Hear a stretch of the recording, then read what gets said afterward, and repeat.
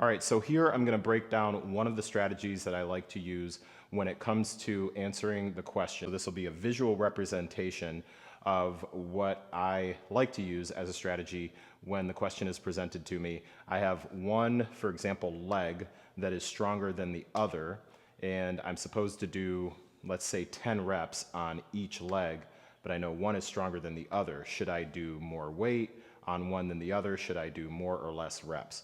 So one of the strategies that I like to utilize is first have you start with your non-dominant leg. This could also work for anything upper body wise too. So if we're talking like a single arm overhead press, single arm row, anything like that. So first, start with your non-dominant leg. If you're not sure what that means, basically think about it like if you needed to kick somebody real quick, which leg would you use? Or maybe let's go a little less violent. If you needed to kick a ball, which leg would you use? That's your dominant leg. Your other one would be your non-dominant leg. So in my case here, I'm going to be doing a B stance single leg press.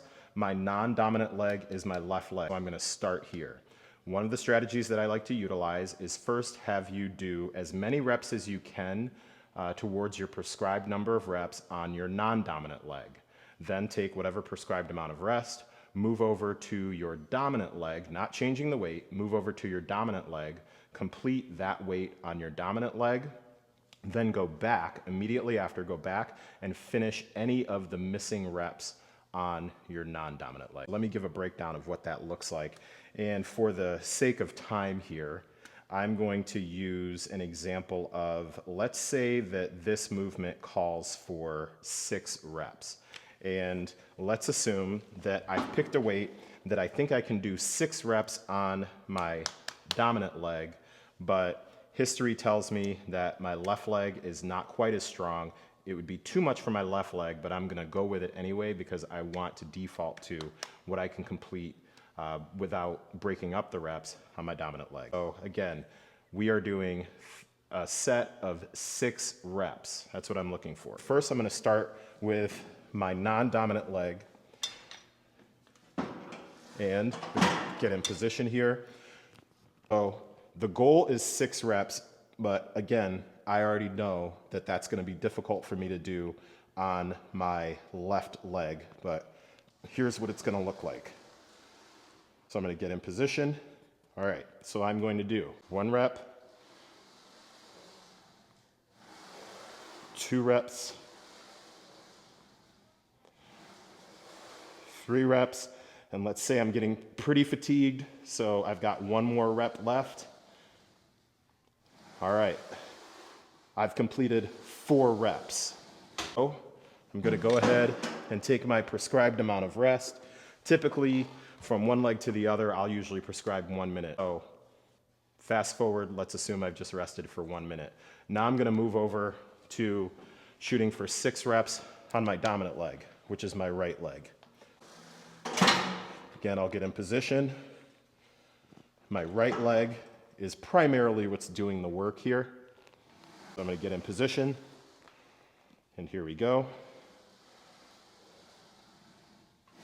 I've got 1 rep, 2 reps, 3 reps, 4 reps, 5 reps, and then there's my 6. Now I'm going to quickly shake things out and immediately go back. I've got 2 reps to finish up on my non-dominant side. I'm going to get back into position here, set things up, and get those last 2 reps that I left. And here we go. We've got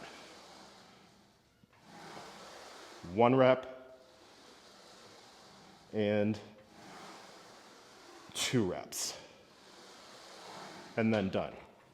So that right there is a visual representation of one strategy that I like to recommend when we are working on building up strength and getting closer to meeting the prescribed number of reps when we find that we are much stronger on one side than the other. So instead of defaulting to the lowest weight that you can lift, stick with the heaviest weight that you can lift on your dominant side.